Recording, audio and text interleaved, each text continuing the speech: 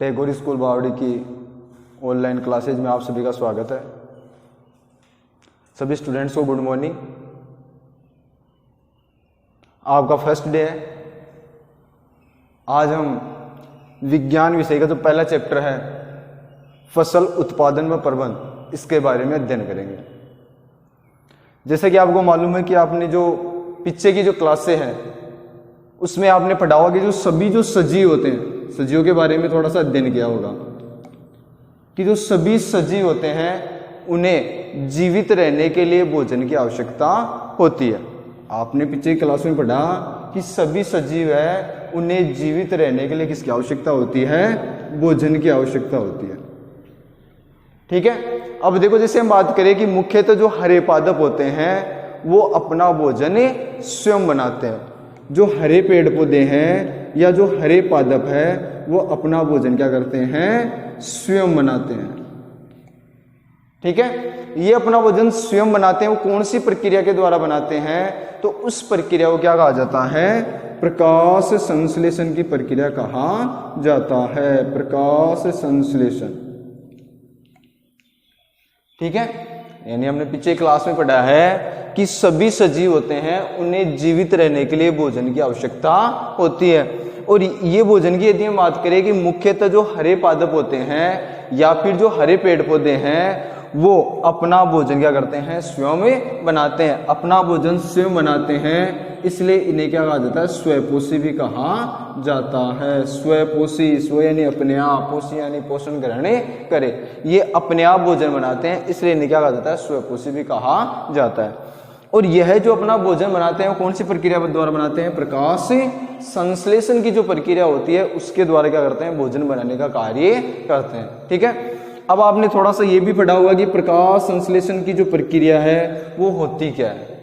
प्रकाश संश्लेषण की जो प्रक्रिया है वह होती क्या है? उसमें आपने पढ़ा होगा कि जो हरे पेड़ पौधे होते हैं वे सूर्य के प्रकाश की उपस्थिति में कार्बन डाइऑक्साइड गैस व जल ग्रहण करके भोजन बनाने का कार्य करते हैं। उससे क्या कहा जाता है? प्रकाश संश्लेषण प्रक्रिया कहा जाता है।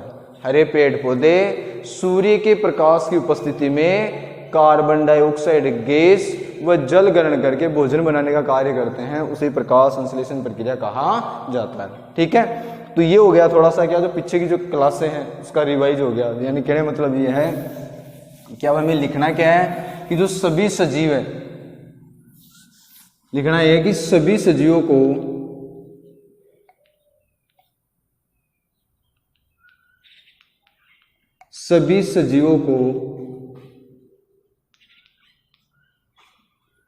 भोजन की आवश्यकता होती है। भोजन की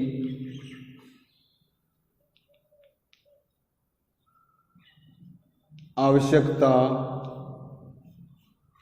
होती है। सभी सजीवों को भोजन की आवश्यकता होती है। हरे पादप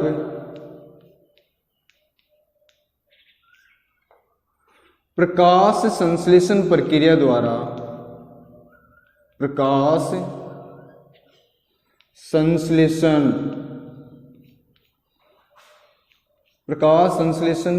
प्रक्रिया द्वारा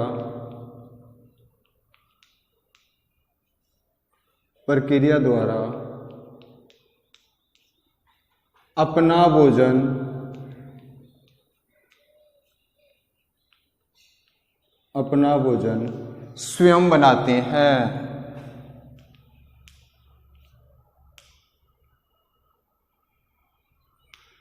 हैं।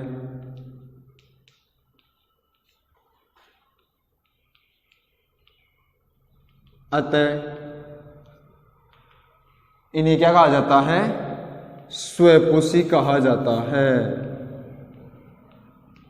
अतः इन्हें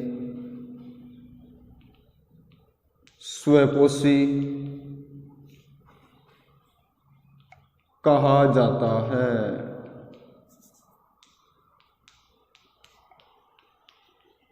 ठीक है।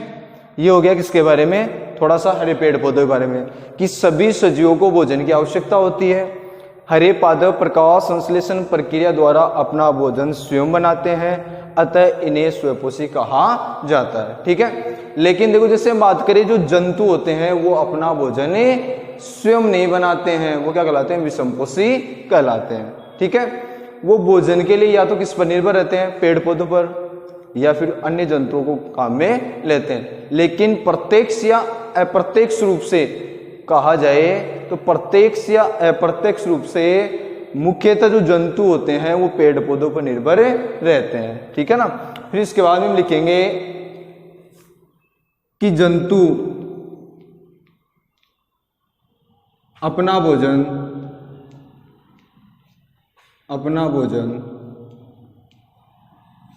स्वयं नहीं बनाते हैं,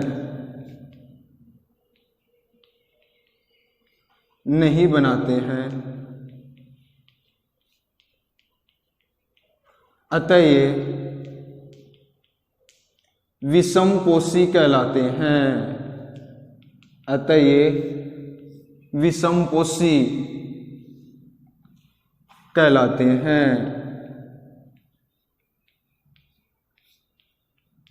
ठीक है।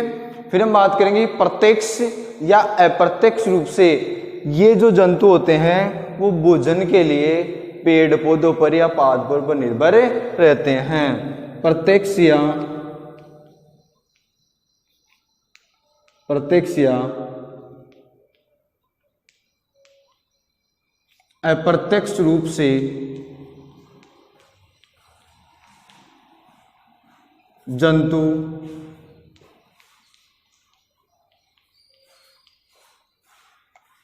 भोजन के लिए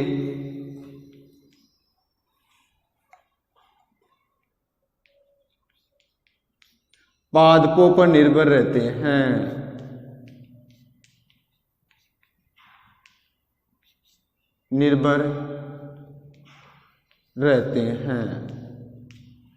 ठीक है। ये हो गया भोजन की जो प्रक्रिया, उसमें स्वयंपोषी और विषमपोषी दो प्रकार के।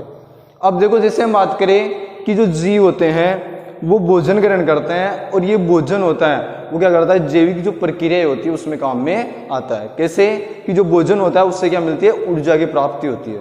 जो भोजन होता है उससे क्या होती है, ऊर्जा की प्राप्ति होती है, और इससे जो ऊर्जा की प्राप्ति होती है उससे के द्वारा क्या होता है, सजीवों की जैविक प्रक्रिया क्या हो जाती है, संपन्न हो जाती है।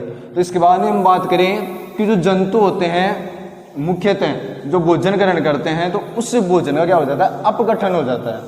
जैसे भोजन का अपघटन होता है या भोजन का पाचन हो जाता है, तो पाचन के दौरान क्या हो जाती है, ऊर्जा प्राप्त होती है, और उसी ऊर्जा का उपयोग हम बात करें मुख्यतः, जैसे हम बात करें हमारी जो विभिन्न जो प्रक्रियाएं होती है उसमें उपयोग किया जाता है। ठीक है ना।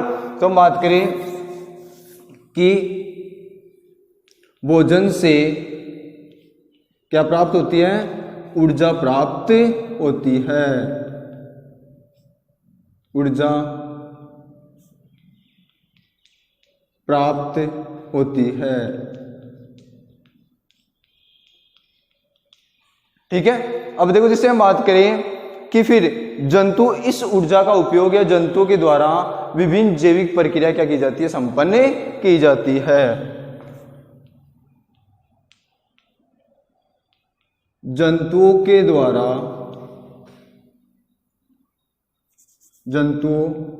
द्वारा विभिन्न जैविक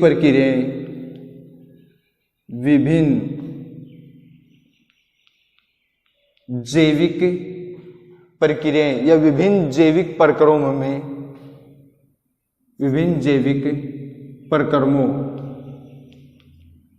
जैसे हम बात करें जैसे पाचन, श्वसन,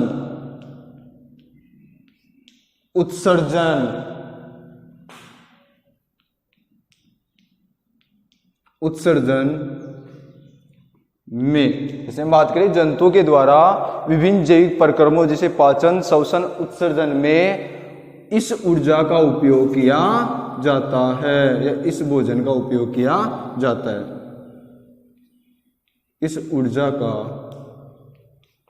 उपयोग किया जाता है। ठीक है। अब लेकिन थोड़ी सी हमें परिभाषा ये भी आनी चाहिए कि पाचन क्या है, श्वसन क्या है, उत्सर्जन क्या है। ठीक है, देखो जैसे हम बात करें, जैसे जंतुओं की हम बात कर लेते हैं कि कोई भी जंतु मान लो भोजन ग्रहण करना है, यदि कोई जंतु भोजन ग्रहण कर रहा है तो भोजन ग्रहण करने की जो प्रक्रिया होती है, भोजन ग्रहण करना तो क्या कहलाता है, पोषण कहलाता है। भोजन जो ग्रहण करने की जो प्रक्रिया होती है उसे तो क्या कहा जाता है, पोषण, यानी पोषण की प्रक्रिया हो गई। ठीक है ना, पोषण तो हो गया भोजन को ग्रहण करना। ठीक है, अब देखो जैसे भोजन ग्रहण किया जाता है, भोजन ग्रहण करने के पश्चात क्या होता है, उस भोजन का क्या हो जाता है, अपघटन हो जाता है, या उपापचय की जो प्रक्रिया होती है उसके द्वारा उस भोजन के अणु को क्या कर दिया जाता है, तोड़ दिया जाता है। ठीक है ना, तो भोजन का जो अपघटन की जो प्रक्रिया होती है उससे क्या कहा जाता है, पाचन कहा जाता है। ठीक है ना, भोजन का जो अपघटन की जो प्रक्रिया होती है उससे पाचन कहा जाता है। ठीक है, अब इसके बाद में हम बात करें कि जो भोजन का जो पाचन है, एक बढ़िया चीज ये ध्यान रखना कि भोजन के पाचन के लिए ऑक्सीजन गैस का होना आवश्यक है। भोजन का जो पाचन होता है मुख्यतः ऑक्सीजन का होना क्या है, आवश्यक है। ठीक है ना, कि जैसे ऑक्सी अपघटन है, अधिकतर मुख्यतः ऑक्सी अपघटन होता है हमारी, यदि बात करें तो उसमें ऑक्सीजन गैस के द्वारा भोजन का पाचन होता है। ठीक है ना, फिर देखो जैसे हम बात करें, ये दूसरी चीज दे रहे हैं, श्वसन की प्रक्रिया।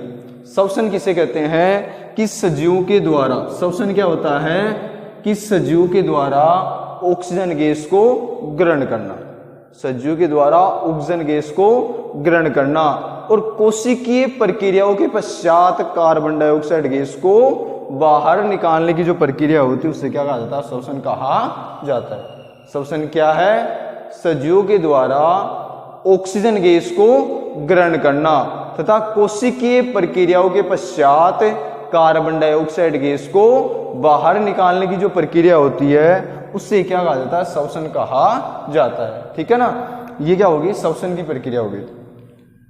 अब क्या होता है, उत्सर्जन। उत्सर्जन, उत्सर्जन की देखो जैसे हम बात करें कि उत्सर्जन क्या होता है। ठीक है, उत्सर्जन की यदि हम बात करें तो उत्सर्जन के अंतर्गत हम देखेंगे कि जैसे ही भोजन का पाचन हो जाता है, ठीक है, जैसे यदि हम बात करें भोजन का जो पाचन की जो प्रक्रिया होती है वो संपन्न हो जाती है, जैसे भोजन का पाचन हो जाता है तो उसके पश्चात जो अपशिष्ट पदार्थ बच जाते हैं, आवश्यक पदार्थों के साथ अनावश्यक पदार्थ बचते हैं, तो अनावश्यक जो अपशिष्ट पदार्थ जो बन जाते हैं उनको बाहर निष्कासित करने की जो प्रक्रिया होती है उससे क्या कहा जाता है, उत्सर्जन की प्रक्रिया कहा जाता है। जैसे ही कोशिकीय प्रक्रिया होती है तो कोशिकीय प्रक्रियाओं के पश्चात जो अपशिष्ट पदार्थ होता है उन्हें निष्कासित करने की प्रक्रिया को क्या कहा जाता है, उत्सर्जन कहा जाता है। तो ये नोट्स अपनी बुक्स में उतार लेना और ये चीज याद करना, बाकी नेक्स्ट क्लास में आगे टॉपिक देखेंगे।